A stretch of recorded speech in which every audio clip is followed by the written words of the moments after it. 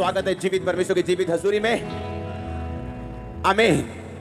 बैठ जाओ अपने घुटनों के बाहर, बाइबल को उठाओ, बोलो इस वचन से मैं प्यार करता हूं, ये मेरे शुद्ध रहने का आधार है, मेरे चंगे रहने का आधार है। उठाओ अपने हाथों को। प्रभु यीशु मसीह के सामर्थी नाम में हम मानते हैं परमेश्वर ने आपको ग्रेट होने के लिए बुलाया है, इसमें कोई शक नहीं। मसीह में की गई मेहनत कभी व्यर्थ नहीं जाती। आपका चर्च आना, आपका परमेश्वर को मानना, आपका प्रेयर करना, वो आमीन बोलना व्यर्थ नहीं होगा। लोग सोचते हैं कि मैं ग्रेट कैसे बन सकता हूं, मैं तो 10वीं पास हूं। गिदोन के पास परमेश्वर का दूत आया और बोला, हे शूरवीर सूरमा यहोवा तेरे संग। उसने कहा, कौन, तुझे गलती लग गई शायद, तू पड़ोसी के घर जाना था, तूने मेरे घर आ गया तू, क्योंकि मेरा तो कुल सबसे छोटा है, मैं अपने कुल में सबसे छोटा हूं, हमारा गोत्र सबसे छोटा गोत्र है। तो सबसे छोटे गोत्र के, सबसे छोटे कुल के, सबसे छोटे इंसान के पास तू आके ये कह रहा है कि यहोवा तेरे और तू शूरवीर है। आप इस तरह अपने आप को देख सकते हैं जिस तरह आपकी लाइफ चल रही है, जिस तरह का आपका बैकग्राउंड है, जिस तरह के घर में आप पैदा हुए हैं, लेकिन परमेश्वर आपको ऐसा देख रहा है जैसा आप कल होंगे, और वो आपको ग्रेट देख रहा है। आप वो ले सकते हैं जो परमेश्वर के दिल में है, आप वो ले सकते हैं जो परमेश्वर के हार्ट में है, आप वो ले सकते हैं जो परमेश्वर आपके विषय में सोचता है। जब मैं मेंटली अपसेट के अटैक से गुजर रहा था तो एक पास्टर ने मुझको सलाह दी थी। उसने कहा था कि शीशे के सामने खड़ा होना है और मिरर के सामने खड़े होकर, शीशे के सामने खड़े होकर रोज अपने आप से बात करनी है और अपनी लाइफ के ऊपर घोषित करना है कि तू परमेश्वर का दास है, परमेश्वर तुझे इस्तेमाल करेंगे, परमेश्वर तुझे रोज घोषणा करनी है अपने आप को देखकर। और सुनो मेरी बात, जितने वर्ड्स उन्होंने बोलने के लिए बोले थे, उनमें से एक भी वर्ड ऐसा नहीं था जो मुझे लगता कि मेरी लाइफ में कभी पूरा हो सकता है, कि ये तो हो ही नहीं सकता, ये तो हो ही नहीं सकता, ये तो हो ही नहीं सकता, ये भी नहीं हो सकता, ये भी नहीं हो सकता। इतना वीक और इतना लो उस समय मैं अपनी लाइफ में फील करता था, और है भी था। लेकिन परमेश्वर ने मुझे बताया कि मैं तेरे विषय में ये सोचता हूं। अब अगर तुझे वो प्रैक्टिकली लेना है तो तुझे भी वही बोलना होगा जो मैं तेरे विषय में बोलता हूं। आप ब्लेस्ड हैं, आपका फ्यूचर ब्लेस्ड है, आपके पास दुनिया की हर बेस्ट चीज होगी, आपकी लाइफ बेस्ट होगी, आपका फाइनेंस बेस्ट होगा, आपको किसी चीज की कमी नहीं होगी। यहोवा आपका चरवाहा है। आमीन। चाहिए बरकत हमारी ये चर्च। हालेलुया। तो जो परमेश्वर के दिल में है, आपको वो प्रैक्टिकली लेना है कि नहीं, फिर आपको अपना दिमाग और सोच और सेंस साइड पे रखनी होगी और आत्मा से चलना होगा। सोच आपको डराएगी, सिचुएशंस आपको धमकाएंगी, लेकिन आपको अपना ध्यान वर्ड के ऊपर रखना होगा। जो वचन कहता है वो ही फाइनल है। आपकी रिपोर्ट झूठ बोल सकती है, आपकी परिस्थितियां झूठ बोल सकती हैं, वचन कभी झूठ नहीं बोल सकता। उस समय मेरी सेंस यही कहती थी कि हाँ, मैं लो फील कर रहा हूं, तो मेरी लाइफ में इतनी सारी बीमारियां और प्रॉब्लम्स हैं, और वो सच में हैं, तो ये झूठ तो नहीं है। लेकिन परमेश्वर का वचन कहता है उसके कोड़े खाने से तू चंगा हो चुका है। अब मुझे या तो अपने सेंस के हिसाब से चलना है, और या तो मुझे फिर परमेश्वर के वचन के हिसाब से चलना है। अब फैसला मुझे करना है कि मुझे अपनी सेंस देखनी है, जो दिमाग कहता है वो देखना है, या जो परमेश्वर का वचन कहता है वो देखना है। जो कुछ परमेश्वर के दिल में है उसको नीचे उतारने का एक तरीका है। आमीन। और इसीलिए आप चर्च में आए हैं कि उस तरीके को आप सीख सकें। हम चर्च में इसलिए नहीं आए कि हम क्रिश्चियन हैं और हमें एक आज्ञा मिली है कि संडे के संडे चर्च जाना है, तो इसलिए हम चर्च में आए हैं। जिस चीज को बोलना है ना, वो चीज परफेक्ट होनी चाहिए। हाँ, बहुत कम लोगों को अकल है ये। तैयार हो लेने के लिए? वो स्पिरिचुअल ग्रेस कैच करो right now in Jesus name. अब परमेश्वर के दिल में क्या है? वो कहता तुझे घटी नहीं होगी, मेरे मार खाने से तू चंगा हो चुका है। उसने तुझे ग्रेट होने के लिए बुलाया। उसने कहा क्या तुम नहीं जानते कि मैंने जगत के निर्बलों को, तुच्छों को, गरीबों को, बीमारों को चुन लिया कि जो अपने आप को कुछ समझते हैं उनको शर्मिंदा करें। हालेलुया। तो जो कुछ परमेश्वर ने आपके लिए चुना है, मैंने कहा परमेश्वर आपको स्पिरिचुअल तरीका भी देता है उसको पूरा करने का। इसलिए बाइबल कहती है मसीहत क्या है? एक लड़ाई है। तुम मसीह में हो तो लड़ाई के नीचे हो, और हमारी लड़ाई शैतान के साथ नहीं, किसी पार्टी के साथ नहीं, किसी धर्म के साथ नहीं, किसी समाज के साथ नहीं, किसी मिशन के साथ नहीं, बल्कि शैतान के साथ। और परमेश्वर ने कहा कि मेरे सारे हथियार बांध लो ताकि तुम बुरे दिनों का सामना करके सब कुछ पूरा करके स्थिर रह सको। हालेलुया। अब परमेश्वर आपको हथियार भी देता है, वो आपको तरीका भी देता है इसको समझने का। 2004 में जब मेरे को मेंटली अपसेट के अटैक हो रहे थे, तो मेरे देखो परमेश्वर ने मुझे कोई ऐसा केस नहीं था जो मुझसे मैच करे, या मुझे ऐसी कोई टेस्टिमनी नहीं मिल रही थी जो मेरे साथ मैच कर सके कि मैं भाई मेरे को भी ये प्रॉब्लम थी, तू ऐसा कर ले तो ठीक हो जाएगा। एक भी नहीं। और मेरी प्रॉब्लम क्या थी कि शैतान एक क्वेश्चन लेके आता था और मेरे दिल में डालता था, और उसके बाद मैं उस पर बहस करता था दिल में, और इस वजह से मेरा डिप्रेशन बढ़ता जा रहा था, क्योंकि हर वक्त मैं अंदर सोचता रहता था और शैतान की बातों का जवाब अंदर मन में देता था। जबकि बाइबल कहती है शैतान जब आपके दिमाग में कोई क्वेश्चन डाले, उसका जवाब दिल में नहीं मुंह पे होना चाहिए। और ये बात समझने में मुझे टाइम लगा। और फिर एक दिन जब मैंने वचन पढ़ा तो वचन में लिखा था, अपने मन की बातें खोलकर यहोवा से कहे। और ये मेरे लिए एक दवाई थी। सुनो, अपनी मन की बातें खोलकर किससे कहे? कि अपने मन में उधड़बीन लगा रहे। तो पवित्र आत्मा ने मुझे समझाया कि आज के बाद जब भी शैतान तेरे पास आए तो मन में उसके साथ कभी भी बहस नहीं करनी, उसे बोलकर बताना है। और जो भी तेरे को दिक्कत हो उसे खोलकर शब्दों में पूरी तरह से फीलिंग समेत परमेश्वर को बताना है। वो दिन था और आज दिन है, कोई डिप्रेशन नहीं। लेकिन इसे सीखने में मुझे शायद कितनी बार 40 रोजे लगे होंगे, कितनी प्रेयर लगी होगी, कितना मैंने रोया होगा, कितना सीखा होगा, कितना इंटरनेट पे ढूंढा होगा। परमेश्वर ने वो जेन्युइननेस देखी, परमेश्वर ने वो हार्ट देखा कि ये छूटना चाहता है और मेहनत कर रहा है, और परमेश्वर ने छुटकारा किया। आप समझ रहे कि नहीं?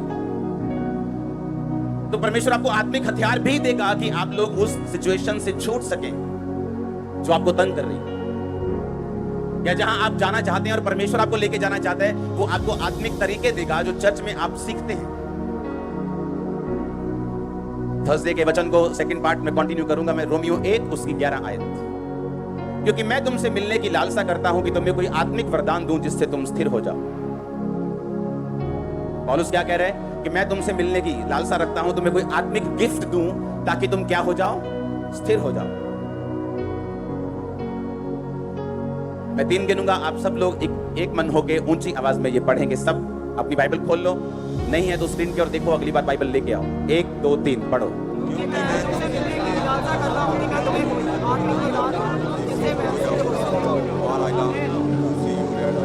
तुम क्या हो जाओ? अब जब पौलुस बात कर रहे हैं वो बीमार से भी बात कर रहे हैं, हाँ या ना? वो उससे बात कर रहे हैं जो गरीब है, वो उससे भी बात कर रहे हैं जिसका पति उसको छोड़ के जा चुका है, वो उससे भी बात कर रहा है जिसका बेटा उसकी बात नहीं सुनता, वो उससे भी बात कर रहा है जिसकी जो माँ बड़ी खराब हो चुकी बेचारी लाइफ उसकी, वो उससे भी बात कर रहा है जिसका फाइनेंस टूट चुका कर्जे में। पर वो आके ये नहीं कह रहा कि अगर तुम बीमार हो तो मैं आऊंगा, तुम्हें हील करूंगा ताकि तुम स्थिर हो जाओ, मैं तुमको फाइनेंशियली बढ़ाने का वचन दूंगा ताकि तुम स्थिर हो जाओ। उसने कहा मैं जब आऊंगा तो मैं तुम्हारी लाइफ के ऊपर गिफ्ट इंपार्ट कर दूंगा, सुनो, ताकि तुम क्या हो जाओ? गिफ्ट का मतलब है करिश्मा, इसका मतलब है रिलीजियस क्वालिफिकेशन। कहता मैं तुम्हें रिलीजियस क्वालिफाइड करूंगा, मैं तुम पर हाथ रखूंगा, मैं सामर्थ को, वरदान को तुमको दूंगा ताकि तुम क्या हो जाओ? स्थिर हो जाओ। पंजाब के बाहर बहुत सारे पास्टर्स हैं जो इस मिनिस्ट्री के सन्स एंड डॉटर्स हैं, जब वो मिलने के लिए आते हैं बोलते हैं हमारी चर्च इतनी बड़ी है, इतनी ग्रो की है, और जब लोग हमारी चर्च में आते हैं वो पूछते हैं क्या ये खमरा की ब्रांच है? कहते हैं हम कुछ नहीं बताते उनको, पहले उनको कुछ मालूम नहीं होता, हम उनको जानते नहीं, वो हमको नहीं जानते, लेकिन जैसे ही चर्च में एंटर करते बोलते एक खमरा की ब्रांच है क्या? कहता सेम अनॉइंटिंग हमें फॉलो कर रही है, सेम गिफ्ट फॉलो कर रहे हैं, सेम बरकत फॉलो कर रही है। और जब लोग उन्हें देखते हैं, वो देखते हैं यार ये 30-40 साल का बंदा है, मुझे 50 साल हो गए सेवा करते, पर ये कहां से आ रहे लोग? इसलिए पौलुस ने कहा कि मैं तुम पर एक गिफ्ट इंपार्ट कर दूंगा, ओके, ताकि तुम क्या हो जाओ?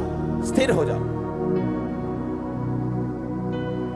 जब एक लोग क्यों, परमेश्वर आपको क्यों है, सुनो मेरी बात, आपके घर के पास भी कहीं चर्च होगी, हाँ, या हम अलग अलग सिचुएशन से निकल के आए, यहाँ पे वो भी बैठे हैं जो इसे मुंबई से आए, वो कोई कलकत्ता से आया, कोई यूके से आया, यहाँ बैठे हैं, हाँ। अब वो क्या लगता है परमेश्वर इतनी दूर से क्यों लोगों को लेके आए? क्या परमेश्वर आपका टाइम वेस्ट करना चाहता है, या वो आपके पैसे वेस्ट करना चाहता है? वो आपको ये भी कह सकता है कि जहां भी पास में है तू निकल जा, बस मैं तुझको ब्लेस करूं। क्योंकि ये जितने वरदान हैं, जितनी सामर्थ है, बाइबल कहती है ये मिट्टी के बर्तनों में है, यानी ये शरीर में है, यानी ये इंसान के हक में परमेश्वर ने दी है। और वो इसको इम्पार्ट कर सकता था, वो इस वरदान को ट्रांसफर कर सकता था उनकी लाइफ को आसान करने के लिए। जब परमेश्वर आपको भेजता है अनॉइंटेड प्लेसेस के ऊपर, तो वो इसका मकसद ये होता है कि आप उस जगह की ग्रेस को कैरी कर सके। अगर मेरी लाइफ में हम इतना बड़ा प्रोजेक्ट चला रहे हैं, कोई कर्जा नहीं, आप पे भी नहीं होगा, ये ग्रेस है, आप ले सकते हैं। आप मेरी बात समझ रहे कि नहीं? कोई डर नहीं, कोई किसी का भय नहीं, कोई कच्चा नहीं, कोई कुछ नहीं, आप वो ग्रेस ले सकते हैं। अफ्रीका में लोग ब्लेस क्यों होते जल्दी जल्दी? वहां क्रिश्चियनिटी क्यों? 90% लोग वहां पे देश क्रिश्चियन है, क्यों? उन लोगों ने क्या किया कि जिन लोगों के पास असली मस्सा था, पवित्रता थी, ब्लेसिंग थी, उन लोगों ने उनके पास गए, उनके साथ संबंध को स्थापित किया, इंपार्टेशन ली, बीजों को बोया, अपने रिलेशनशिप को कायम किया, खुद की चर्चेस बढ़ी, आगे उनके सन्स डॉटर्स ने फॉलो किया, और इस तरह से वो फैलते चले। आप मेरी बात समझ रहे कि नहीं? अब यहां कोई पौलुस कौन है? परमेश्वर है क्या? लेकिन बाइबल कहती है जब इस्राएलियों ने परमेश्वर की दुहाई दी, हे परमेश्वर मुझे छुड़ा, तो परमेश्वर ने कहा मूसा चल भाई। किसको भेजा? इंसान को भेजा। किसको भेजा? आपका उत्तर जब परमेश्वर देता है वो आदमी के रूप में आता है। गिनती 11 उसकी 16-17 आयत पढ़ेंगे। यहोवा ने मूसा से कहा, इजरायली पुरनियों में से 70 ऐसे पुरुष मेरे पास इकट्ठा कर, जिनको तू जानता है कि वो प्रजा के पुरनिय और उनके सरदार हैं, और मिलाप वाले तंबू के पास ले आ कि वो तेरे साथ यहां खड़े हों। तब मैं उतर कर तुझसे यहां बातें करूंगा, और जो आत्मा मूसा तुझ में है उसमें से कुछ लेकर उनमें डाल दूंगा कि वे उन लोगों का भार तेरे संग उठाए रहेंगे, और तुझे उसको अकेले उठाना ना पड़ेगा। 25 आयत को पढ़ेंगे इसके बाद। तब यहोवा बादल में से होकर उतरा और उसने मूसा से बातें की, और जो आत्मा मूसा में था उसमें से कुछ लेकर 70 पुरनियों में समवा दिया, और जब वह आत्मा उनमें आया तब वे नबूवत करने लगे, परंतु फिर उसके बाद ना की, क्योंकि वो फुल स्पिरिट नहीं थी उनके अंदर मूसा की। लेकिन कुछ अंश मूसा का परमेश्वर ने लेके उन लोगों में क्या कर दिया? डाल दिया, ताकि वो मूसा के साथ मूसा के जैसे काम कर सके, और मूसा के भार को क्या कर सके? उठा सके। ये शुरू से चलता आ रहा है, ये नया नियम में नहीं है, या सिर्फ पुराने नियम, शुरू से चलता आ रहा है। परमेश्वर ने अपने लोगों को यूज किया इंपार्ट करने के लिए। आमीन। ये लोग मुझसे पूछते हैं कि आपका ये जो एक स्पिरिचुअल सन है, ये इतना ज्यादा ऐसा नहीं लगता कि इसके पास इतने लोग होने चाहिए? तुम अपने हिसाब से देखते हो, लेकिन परमेश्वर स्पिरिचुअली देखता है। जब ग्रेस का मतलब ये है, जब वो आपकी लाइफ में आती है, आपको वो देती है जिसके आप काबिल नहीं हो। बोलो अपने पड़ोसी को, ग्रेस का मतलब, अनुग्रह का मतलब कि जिस चीज के तुम काबिल नहीं, उससे अधिक तुम पाते हो। तुम पाओगे चर्च, तुम्हारा परिवार पाएगा, तुम्हारे पिताजी तुम्हारी माताजी पाएंगे, तुम्हारा फाइनेंस पाएगा। मुझे आमीन ऊंचा चाहिए। उसका आत्मा यहां मौजूद है। मेरे कल होंगे आपकी लाइफ में, मेरे कल होंगे आपकी मिनिस्ट्री में, मैंने कहा फाइनेंस में, आपकी लाइफ में, परिवार में। हालेलुया। अब ये मूसा का स्पिरिट उनमें चला गया, और वो भी मूसा के जैसे काम करने लगे। नबूवत एक दिन की, उसके बाद नहीं की, लेकिन मूसा की स्पिरिट उनमें आ गई। मूसा की तरह वो सोचने लगे, मूसा की तरह चलने लगे, और मूसा के अधीनगी में काम करने लगे। और परमेश्वर ने मूसा के बोझ को हल्का कर दिया, और 70 पुरनियों को थोड़ा थोड़ा बोझ दिया। आमीन। कई बार आप किसी सेवकाई में जब काम करते हैं, उनको समझाया जाता है कि बिल्कुल अपने मेंटर को फॉलो करो, अदरवाइज जब तक तुम्हारी सोच उसके जैसी नहीं है, तुम्हारा काम करने का तरीका उसके जैसा नहीं है, तुम्हारा मस्सा भी उनके जैसा नहीं होगा। ये राइट बात है। मैंने 10-10 साल लोगों को मिनिस्ट्री में काम करते देखा है, लेकिन अपने पास्टर से हट के चलते देखा है, और जो पास्टर की लाइफ में है उनकी लाइफ में बिल्कुल नहीं। हालेलुया। परमेश्वर ने कहा, मूसा मैं तेरी स्पिरिट से उनको टच करूंगा, और जो तुझ में है उनमें थोड़ा थोड़ा दूंगा। और सेम पौलुस ने कहा कि जो कुछ मुझ में है मैं कुछ तुम्हारे अंदर इंपार्ट कर दूंगा, ताकि तुम स्थिर हो जाओ। आमीन। तुम क्या हो जाओ? तुम स्थिर। और जब स्थिर आदमी होता है, स्थिर का मतलब दिखाएंगे यूनानी भाषा में स्टेरिसो, to turn resolutely in a certain direction. स्थिर होने का मतलब दृढ़ता पूर्वक एक दिशा में भागने लग जाना। आमीन। जब आदमी को यकीन हो जाता है कि परमेश्वर असली है, उसका गिफ्ट काम करता है, ब्लेसिंग्स काम करती हैं, रिजल्ट आने लगता है सेवकाई में, लाइफ में, फाइनेंस में, उसे मालूम हो जाता है परमेश्वर का हाथ है, पहले नहीं था अब है। बाइबल कहती है वो स्थिर होने लग जाता है, और एक दिशा को भागने लग जाता है, और डिस्ट्रैक्शन खत्म हो जाती है। और आपको मालूम है, जब आप स्थिर होके परमेश्वर की ओर भागने लगते हैं, तो रास्ते में बहुत सी ब्लेसिंग्स, बहुत से इवेंट्स अनफोल्ड होते हैं, आपके सामने पर्दे हटते जाते हैं, और वाओ वाओ आप करके आगे बढ़ते जाते हैं। ऐसा आपके साथ होता है। आमीन। मैं तुम्हें कोई आत्मिक वरदान दूं, कैरिस्मा दूं, गिफ्ट दूं, रिलीजियस क्वालिफाइड तुम्हें करूं, तुम्हें आत्मिक कोई पढ़ाई लिखाई दूं जिससे तुम स्थिर हो जाओ। और ये बात उसने बीमारों के लिए भी बोली, ये बात उसने उनके लिए भी बोली जिनके पति नशा करते हैं, ये बात उनके लिए बोली जिनके घर ब्रेक हो चुके, टूट चुके हैं। यानी जब तुम आत्मा में बढ़ोगे, तुम वरदानों में बढ़ोगे, तुम अच्छे लोगों की संगति करोगे, तुम अच्छी कलीसिया में जाओगे, तो ये इंपार्टेशन तुम्हें स्थिर कर देगी। अगर आप इस समय बैठे हैं, चाहे मैं आप पे ले है ना भी करूं, तभी आप उस स्पिरिट को फॉलो कर रहे हैं जो मैं आपको बता रहा हूं। सेम बपतिस्मा ले रहे हैं, आप सेम आत्मा को पी रहे हैं जो यहां बह रहा है। आमीन। मेरा फिजिकली आपको टच करना इतना जरूरी नहीं जितना मेरा बोलना और आपका सुनना जरूरी है। इसलिए ब्रांचेस में जरूरी नहीं मैं फिजिकली जाऊं, वहां हजारों लोग हैं। अगर वो हैं तो उनका एक मकसद है। अगर परमेश्वर ने आपको बुलाया किसी ब्रांच में, वो किसी भी शहर, किसी भी देश की हो, उसका एक मकसद है। वो आपको तैयार करेगा एक खास टाइम के लिए। नहीं तो आप घर में बैठ के भी ऑनलाइन देख सकते हो, लेकिन ब्रांच में बुलाने का मकसद क्या है? वो आपको प्रिपेयर करे, वो ग्रेस दे, वो करिश्मा दे, वो आपको स्थिर करने के लिए वो इंपार्टेशन दे। आप मेरी बात समझ रहे कि नहीं? उसने कहा मैं तुम्हें कोई आत्मिक वरदान दूं जिससे तुम स्थिर हो जाओ, तुम भाग सको एक दिशा में। हालेलुया।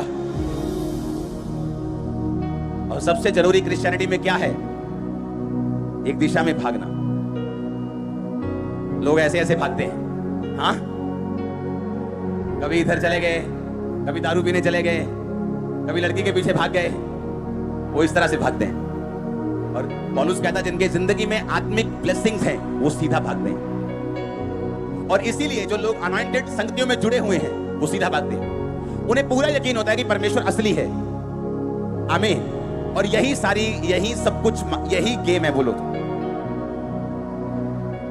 जब आपका फेथ हाई हो गया और आप एक दिशा में भागने लग गए, आप इमेजिन नहीं कर सकते आगे क्या रखा हो। परमेश्वर ने कहा दाऊद को, मैंने तुझे ये दिया, राज्य दिया, शाऊल का राज्य दिया, उसका परिवार दिया, और अगर ये थोड़ा था, मैं अभी भी तेरे को बहुत कुछ देने वाला था। पर दाऊद को पता थी ये बात? उसको नहीं मालूम था। उसको तो सिर्फ बैतशेबा की सुंदरता दिख रही थी उस टाइम। जब तक वो सीधा भागता रहा, उसको ब्लेसिंग मिलती रही। जैसे ही उसने अपना मुंह टेढ़ा किया, लाइफ टेढ़ी हो गई। क्योंकि ये सारी हीलिंग, ये सारी डिलीवरेंस, ये प्रोफेसी, ये आत्मा की सामर्थ्य, डेमोन्स्ट्रेशन इसलिए है कि आप पवित्रता में आगे भाग सकें। इसका मेन मकसद ये होना चाहिए। और जब आप भागना शुरू कर देते हैं एक दिशा की ओर, दैट्स इट, मकसद पूरा होता है प्रभु। क्योंकि उसके बाद अपने आप ऑटोमेटिकली परमेश्वर का किंगडम आपके लिए काम करना शुरू कर देते हैं। ऑटोमेटिकली आपकी फैमिली सेव हो जाती है, ऑटोमेटिकली आपका फाइनेंस बढ़िया होना शुरू हो जाता है, क्योंकि आप उस दिशा में भागने लग जाते हैं। कोई नहीं कहते मैं प्रभु से प्यार करता हूं, और जो अपना टाइट ना देता हूं, जो बीज ना बोता हूं, गरीबों की हेल्प ना करता, वो नहीं करता प्यार प्रभु से। झूठ बोल रहा है। वो भी सीख रहा है, वो भी अभी वो भी कंफ्यूज्ड है, अभी भी वो सिस्टम को समझा नहीं है, अभी भी वो ये नहीं जानता कि आत्मिकता है, जो स्पिरिचुअल किंगडम है, जो राज्य है परमेश्वर का, वो किस रीति से काम करता है और किस तरह से आपको बढ़ाता है। हालेलुया। और जब ये समझ आती है और आप एक दिशा की ओर भागते चले जाते हैं, इसलिए जो बढ़ते चले जाते हैं वो बढ़ते ही चले जाते हैं। क्यों? उनको समझ आ गई। जब शैम्पू बनाने का फार्मूला आ गया, तो चाहे एक ड्रम बनाओ, तो चाहे 50 टैंकर बना दो, क्योंकि फॉर्मूला समझ आ गया। हाँ, समझ आई कि नहीं? जब आपको स्पिरिचुअल फॉर्मूला समझ आ गया कि ये फॉर्मूला है और ये तरीका है, उसके बाद आप कितना बढ़ना चाहते हैं ये आप पे निर्भर करते हैं। और इसीलिए जो लोग बढ़ना शुरू करते हैं वो फिर बढ़ते ही जाते हैं। लोग हैरान है कि इतनी ब्रांचेस अभी और आ रही है। एक नटाला, एक यूएस से। और सुनो, एक टाइम होगा जब हम एक साल में 5-5 हजार ब्रांचेस खोलेंगे। वो टाइम भी आ रहा है, लेकिन हमें क्या करना होगा? हमें एक ही दिशा में भागना होगा। आत्मिक चीजें आपकी हेल्प करती हैं। आत्मिक संगति, अनॉइंटेड संगति, गिफ्ट वाली संगति आपकी हेल्प करती है सीधा भागने के लिए। आमीन। जब आप प्रार्थना में बैठे प्रभु से अभिषेक मांगे, जब आप प्रार्थना में बैठे परमेश्वर से गैर भाषाओं को मांगे, वरदानों को मांगे, सामर्थ को मांगे, बुद्धि को मांगे। हालेलुया। और फिर क्या होगा?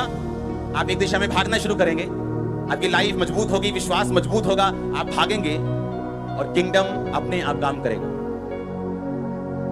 आप जब अमेरिका का ग्रीन कार्ड लेते हो तो आपको अलग अलग जगह चीजें अप्लाई करने की जरूरत नहीं पड़ती। वो सारा कुछ ग्रीन कार्ड के नीचे आ जाता है। वो सिस्टम सारा ऑटोमेटिकली काम करना शुरू कर देते हैं। अगर फ्री मेडिकल है तो उसके लिए अलग अप्लाई करने की जरूरत नहीं पड़ती। भाई साहब पेट दर्द कर रहा है, मुझे फ्री दवाई चाहिए। आप सिर्फ जाते हैं, अपना कार्ड दिखाते हैं, दवाई लेते हैं। अगर आपको नौकरी नहीं है तो सरकार इतने डॉलर आपको हफ्ते के फ्री देती है, तो आपको अप्लाई करने की जरूरत नहीं, सिर्फ जाना है और लेना है, उसके बाद वो पेंशन लग जाती है। कितने मेरी बात समझ रहे हैं? सेम आत्मिक किंगडम है। जब आप एक चीज समझ जाते हैं और अपनी लाइन पकड़ लेते हैं, उसके बाद फिर आपको बार बार अप्लाई करने की जरूरत नहीं, आप चलते जाते हैं और किंगडम ऑटोमेटिकली आपके लिए काम करना शुरू कर देता है। आमीन। आप समझ रहे हैं इन बातों को कि नहीं?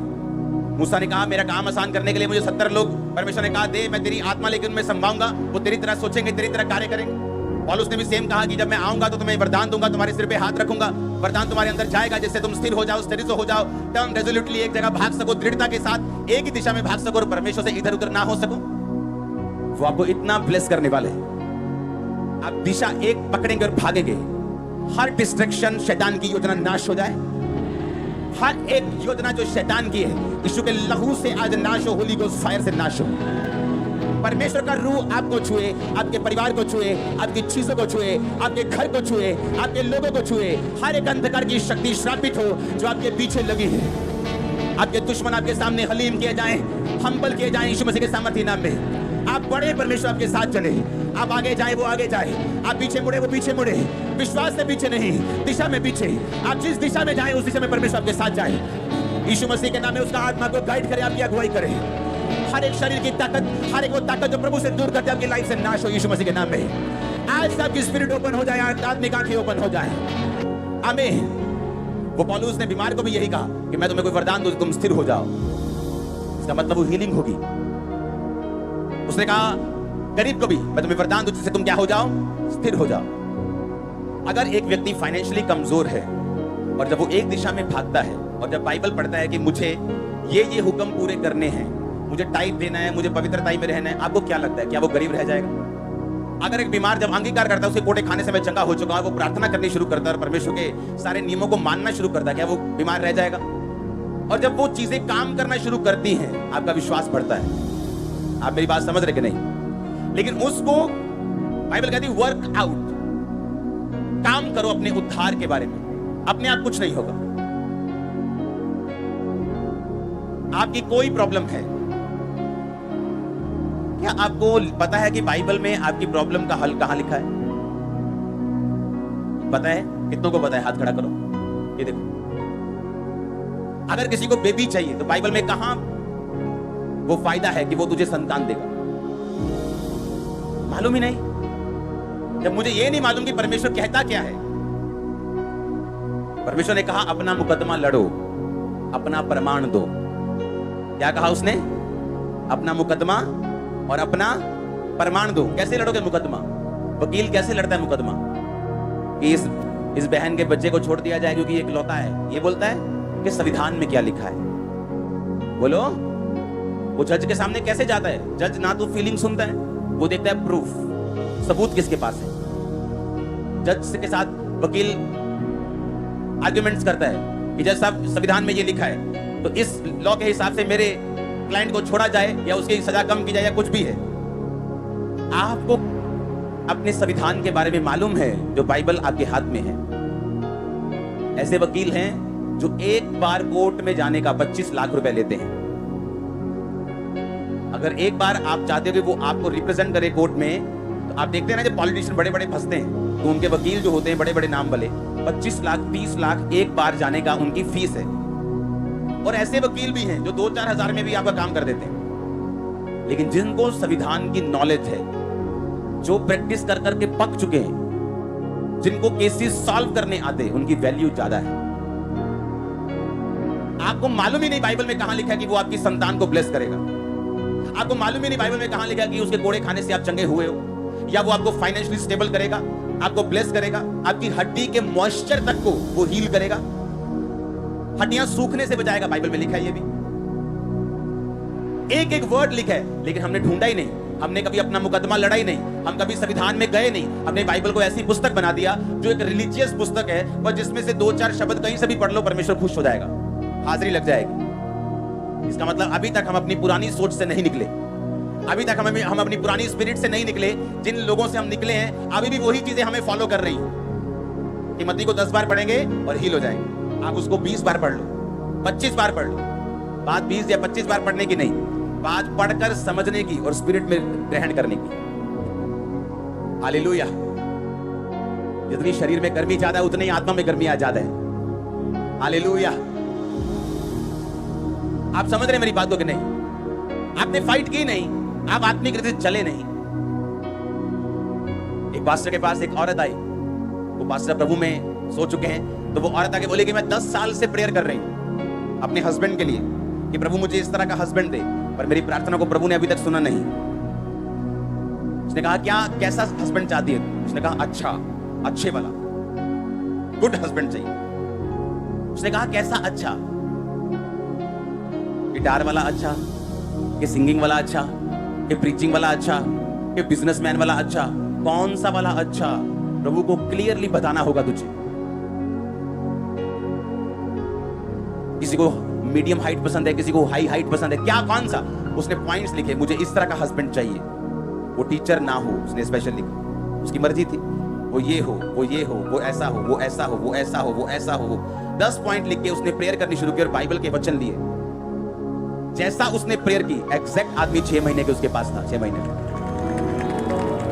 एग्जैक्ट, बिल्कुल कॉपी जैसे परमेश्वर ने उसे बना के भेजा स्पेशल उसके लिए। हमें आत्मिक चीजों की समझ नहीं होती, हम सफर करते हैं लगातार, मुश्किल में रहते हैं लगातार, क्योंकि हमें मालूम नहीं, क्योंकि हमें सिखाया नहीं गया, हमें बताया नहीं गया कि बाइबल किस तरह से वर्क करती, काम करती आपकी लाइफ। हालेलुया। जब एक बच्चा आपका जिद करता है, माता पिता क्या बोलते हैं? बहुत जिद्दी हो गया, बहुत बोल बोल के आप सत्यानाश कर लेते हो अपने घर का, बोल बोल के। जो स्टाफ हमारे साथ काम करता है वो नहीं बोल सकते हमारे बच्चों को कुछ भी ऐसा, वो हमें बताते हैं कि इसने ऐसा किया है, तो हम उसको चेंज करते हैं काउंसलिंग से, प्रेयर से, उसे वचन से समझाते हैं ये करना है, ये नहीं करना है। कितने मेरी बात समझ रहे हैं? आप श्रापित कर करके बाद में बोलते हो कि मुझे फल चाहिए। पहले बूटे को गंदा पानी दे दे के तेजाब दे दे के उसके बाद बोलते हो फल चाहिए, वो तो सूख जाए। इसलिए आप आज चर्च में हो कि प्रभु आपसे बात कर सके, आपको छुड़ा सके, आपकी सोचे तक शैतान के बंधनों से छुड़ाई जाए। आमीन हो। चाह बरकत आपकी है चर्च। अपने पड़ोसी को बोलो जिंदगी आत्मिक है, इसे आत्मिक रीति के साथ जीना होगा और हमारा रिजल्ट फिर अच्छा होगा, मन भाव होगा। परमेश्वर ने कहा तेरा प्याला उमड़ेगा, तेरा हिस्सा मन भाव होगा, सब चाहेंगे कि वो तेरे जैसे बने। ये ब्लेसिंग आपकी लाइफ पर रिलीज हो आज, ब्रांचेस की लाइफ में रिलीज हो आज यीशु मसीह के सामर्थ्य नाम में। Hallelujah, hallelujah. अपने पड़ोसी को बोलो आत्मिक बन, क्योंकि इसका रिजल्ट अच्छा है। आमीन। फिर से बोलो पड़ोसी को, बोलो आत्मिक बन, क्योंकि इसका रिजल्ट बिना खिंचाहट के है। मैं प्रभु को बोलता हूं कई बार कि प्रभु ऐसा वचन मुझे क्यों देता है जो पास्टर्स के लिए है, जो बड़े लोगों के लिए, बिलीवर। आपको नहीं मालूम कितने बिशप्स यहां बैठे हैं, फ्यूचर के कितने इवेंजलिस्ट बैठे हैं, कितने पास्टर्स बैठे हैं, कितने अपोस्टल्स, वो यही बैठे हैं हमारे बीच में। जैसे मैं कभी आपकी तरह आप बीच में बैठा था, आप यहीं पे हैं, वो आपको तैयार कर रहे हैं, वो आपको बता रहे हैं, वो आपके दिल में उन वर्ड्स को डाल रहे हैं। आज इंपार्टेशन हो रही है आपके दिल में, जो वर्ड्स, जो स्पिरिट में वर्ड जा रहे हैं। मैंने कहा आज वो आपके अंदर वो वरदान, वो गिफ्ट, वो इंपार्टेशन जा रही है, सामर्थ्य वरदानों की। अगर मुझे अपने स्पिरिचुअल फादर के जैसी ब्लेसिंग चाहिए, सबसे पहले मुझे सोच अपनी उनके जैसी करनी है। अगर मेरी सोच उनके जैसी नहीं है, मेरा काम करने का तरीका लोगों का कुछ मालूम नहीं। 10 पास्टर्स को सुनते हैं और रिजल्ट नहीं। आप सेम प्रॉब्लम 10 डॉक्टर के पास जाके पूछेंगे, वो 10 तरह की अलग अलग चीजें आपको बताएगा और आप सोचोगे कि आपकी लाइफ में जो प्रॉब्लम है ना, ये सबसे भारी है प्रॉब्लम। ये है आप कंफ्यूज हो। परमेश्वर हमें एक मिनिस्ट्री देता है, 2 नहीं, और सिर्फ सुनने के लिए नहीं, उसमें काम करने के लिए। जब हम उस दर्शन में काम करने लगते हैं, जैसे इस दर्शन में अगर आप काम करेंगे, आप यहां सिर्फ काम नहीं कर रहे, आप सिर्फ वो नहीं रहे, आप किसी ना किसी ब्रांच को बना रहे हो, कहीं ना कहीं रूह को बचा रहे हो, कहीं ना कहीं कोई पोस्टर, कोई फ्लेक्स देखकर आपकी वजह से बच रहा है। कहीं ना कहीं परमेश्वर की बात हो रही, जो भी चर्च नहीं आता अभी भी परमेश्वर उससे बात कर रहा है आपकी वजह से। आप मेरी बात समझो ध्यान से।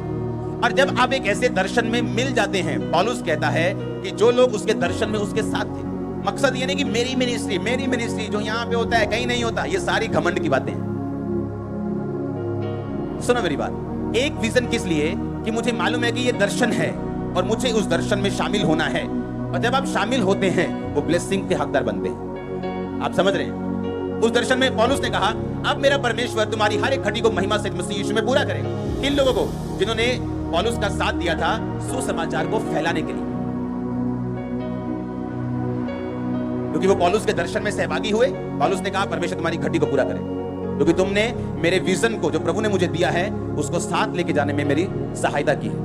अब पौलुस की सहायता नहीं की, विजन की है। पौलुस जो था वो टेंट सीता था, वो अपना खर्चा कलीसिया से नहीं चलाता था। मैं आपसे तनख्वाह नहीं लेता हूं, चर्च मुझे तनख्वाह नहीं देती, मेरी वाइफ को तनख्वाह नहीं देती।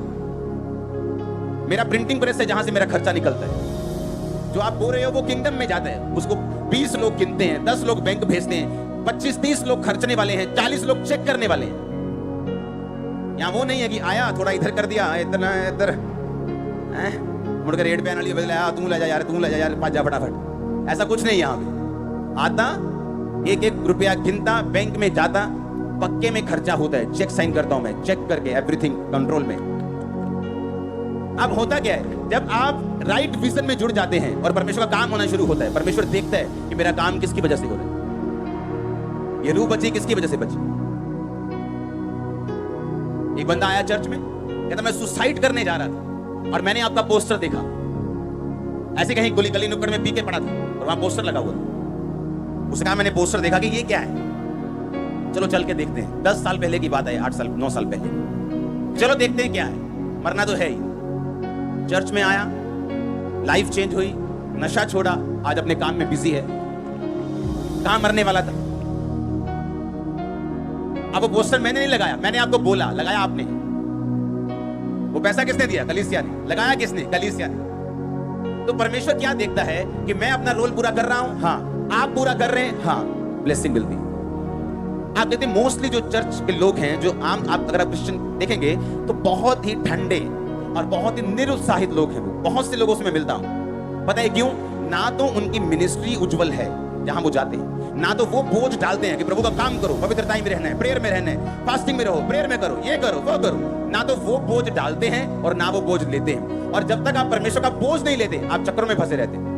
आप उनसे मिलकर देखो, अन्य जातियों से ज्यादा प्रॉब्लम्स उनको हैं। और इसीलिए जब वो अपने काम में जाते हैं, उनके भी वही प्रॉब्लम है, जो उनका साथी है उनकी उससे ज्यादा है, इनकी उनसे ज्यादा है। तो परमेश्वर का तो नाम कहीं ले ही नहीं सकते तुम। क्या बोलोगे कि परमेश्वर तुम्हारी लाइफ में क्या किया? तो प्रभु करेगा जब आप उस पे डिमांड करेंगे, जब आप परमेश्वर के राज्य में चलना शुरू होंगे, जब आपको समझ आनी शुरू होगी कि मेरा असली मकसद रूहों को बचाना और मिनिस्ट्री को सपोर्ट करना और विजन को सपोर्ट करना है और आत्मिक रीति से चलना है, तो सारी ब्लेसिंग मेरे पीछे पड़ के मुझे मिलेगी। आमीन।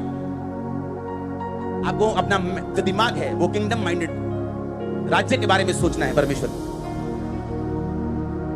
आपकी चारों दिशाओं में चारों चीजें, वो फाइनेंस, वो फैमिली, वो सेहत, स्पिरिचुअल लाइफ ब्लेस होंगे, ब्लेस ब्लेस ब्लेस होंगे, ब्लेस ब्लेस ब्लेस ब्लेस होंगे। आप मेरी बात समझ रहे कि नहीं? यही चीज आपको चाहिए। आप परमेश्वर के लिए एक्साइटेड हैं तो परमेश्वर आपके लिए एक्साइटेड है। आप परमेश्वर के लिए ठीक ठीक हैं तो वो भी आपके लिए ठीक ठीक है। आप उसके लिए ठंडे हैं तो वो भी आपके लिए ठंडा है। उसने कहा मैंने सोचा तू कठोर है तो मैंने अपना एक सिक्का लिया, उसे मिट्टी में छुपा दिया, ये ले अपना एक सिक्का। परमेश्वर ने कहा अगर तू मुझे कठोर समझता है तो मैं क्या हूं, अब इसको उठाओ और नरक में डाल दो। वो मुझसे गलती ना हो जाए, ओ मुझसे, मैं नहीं काम, मुझसे गलती ना हो। 10 काम करेंगे, गलती हो भी जाएगी, डोंट वरी। परमेश्वर आपका हार्ट जानता है। आमीन। बैल के ना होने से गौशाला निर्मल रहती है, पर बैल के बल से अनाज की बढ़ती होती। कुछ करना ही नहीं तो प्रॉब्लम ही नहीं, कोई विरोध नहीं, सब आपको भाई भाई कह के पुकारेंगे, कोई किसी का विरोध नहीं करेगा, कोई किसी को बुरा नहीं करेगा। आप शैतान के 10 जूतियां लगाओगे तो विरोध होगा, आप उसको भगाओगे तो वो बाहर जाके अपनी नाराजगी शो तो करेगा ही। कितने इस बातों को समझ रहे हैं? जब आप परमेश्वर में बुलाए गए हैं, आप दृढ़ता पूर्वक एक दिशा में जाने के लिए बुलाए गए हैं। फोकस नहीं खोना है, इधर उधर डिस्ट्रैक्शंस हैं, पर दिमाग यीशु मसीह में रखना है। आमीन। और लोग क्या करेंगे, शैतान क्या करेगा, वो आपको नस पे हाथ रखेगा, दुखती रग पे, कि आप टपो तो ही। हाँ, एक बार मुझे फोन आया अभी कि एक व्यक्ति है, उसके साथ हमारा चल रहा था काफी, तो मतलब काम धंधा, तो उसका मैसेज आया कि ओ आपके, हमने कहा अभी हमको बस काम नहीं करना, अभी हम नेक्स्ट जा रहे हैं। उसने कहा ਤੁਹਾਡੇ हाल तो 6.5 लाख रुपया पे आई बटा, ठीक है तू हर महीने कहा था, हर महीने तो पैसे ले रहा तू ना जी, 6.5 लाख पे हाल। उसको लगता था कि इनको अरबपति है कि केड़ा हिसाब होना है, 6.5 कह दो, जानता है कुछ नहीं मिलेगा तो ना सही। मेरी टीम ने वही खाते खोल लिए पूरे, फिर पूरा बताया, कहना नहीं नहीं ठीक है ठीक है ठीक है, कहता साहब कोई पैसा नहीं। सुनो, अगर हम वही हाइपर हो जाएं, हमें मालूम है अगर आप परमेश्वर का काम करने के लिए 6.5 लाख हमारी एक दिन की चैरिटी है। आपको मालूम, रोज लड़कियों की शादी करते हैं, आप कभी इंटरनेट पे नहीं देखते, हमने नहीं डाला इंटरनेट। एवरी डे लड़कियों की शादी होती है यहाँ फ्री, सारा राशन मैनुअल स्टोर से जाता है, पूछ लो वहां के स्टाफ। एवरी डे मैं कह रहा हूं, रोज। तो अगर मुझे इतने लाखों की चैरिटी करनी है तो मुझे 2-4 लाख से क्या फर्क पड़ेगा? पर मैं आपको लोगों की सोच बता रहा हूं वो कैसी है, और ऐसे आपकी लाइफ में होगा। जैसे आप परमेश्वर में चलेंगे, आपको फालतू में लोग डिस्ट्रैक्ट करेंगे ताकि आप अपना फोकस छोड़ दो।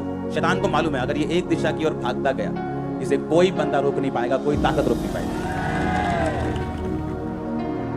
आपका फोन आपके लिए एक बड़ी तगड़ी मुसीबत बन सकता है अगर आपको यूज करना नहीं आता। आप मेरी बात समझ रहे कि नहीं? जब फोकस नहीं होगा और गलत चीजों का इस्तेमाल होगा तो ही काम बिगड़ेगा, प्रभु का मकसद पूरा नहीं होगा। उसने हमें 2 मन होने के लिए नहीं बुलाया। परमेश्वर ने चाहा कि हम 40 दिन के सफर को 40 साल में करें, या 3 दिन के जंगल के सफर को हम 40 साल में करें। जंगल के सफर में जाना पड़ेगा इस्राएलियों की तरह, जीसस क्राइस्ट की तरह वो भी 40 दिन जंगलों में रहे। बाइबल कहती है वन पशुओं के साथ रहे, जब वो रोजे रखते रहे। वो जंगल पीरियड जो है, वो जो विल्डरनेस का टाइम है, वो हर विश्वासी को लेना पड़ेगा। पर वो 40 दिन का ही रहे तो अच्छा है, 40 साल का ना हो जाए। और 40 साल का करने वाला परमेश्वर नहीं है, अपने पाप, अपने गुनाह, अपने शरीर के काम थे। आप ब्लेस्ड हैं यीशु मसीह के नाम में।